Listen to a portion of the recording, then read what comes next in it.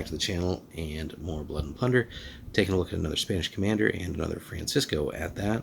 This time De Fuentes De Galarza, and he is pretty potent here. We are able to lead tercios or the militia, so mainly focusing on land combat with this guy. He's 28 pointer, has the option for a horse as well if we want to go that route. Pistol or matchlock and standard melee weapon.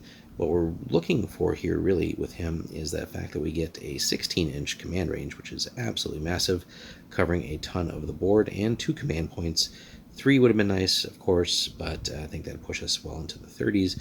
And then we get several abilities, actually. So I'm going to start with elusive, just because we don't see that one too often. But basically, you get a -1 bonus to your ranged saves if all the models are in cover but not inside a structure. So if we're playing with terrain where we can get cover and take advantage of that, that's actually pretty solid. That'll actually pair well with the other ability that we'll get to in just a second. So key thing then, finding cover for the commander's unit just to take advantage of that, right? We want to keep him alive as long as possible.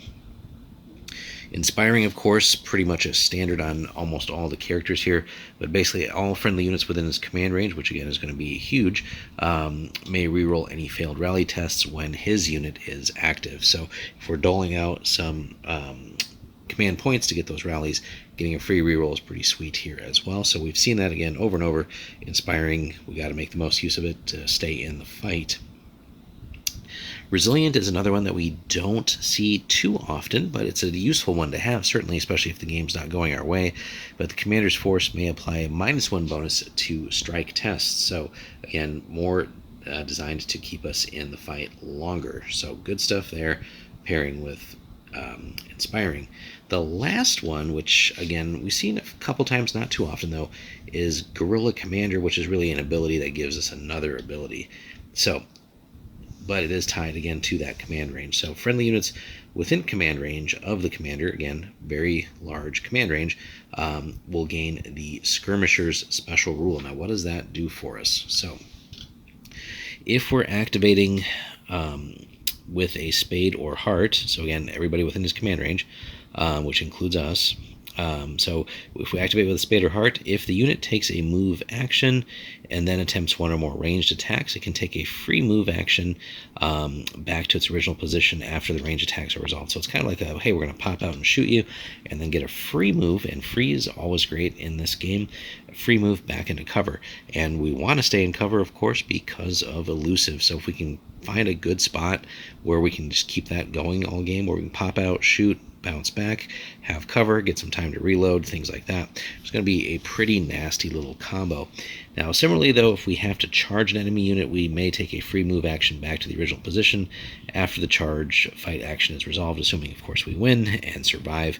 In this case, the enemy unit cannot pursue the skirmishers. So cool stuff there. So a lot of little just nasty tactics that we can have with that. And again, this is applying to all the units within his command range. So if we set up appropriately and take advantage of that, again, paired with elusive and with those lists, I think we do have some access to elusive units anyway.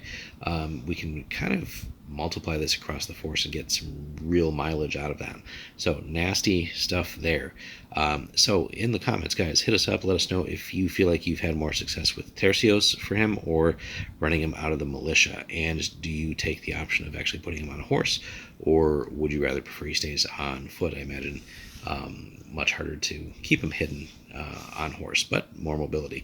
So hit us up in the comments there, guys. Definitely a good character. Let us know what you think. Be sure to like and subscribe, and we'll have more Blood and Plunder for you very soon.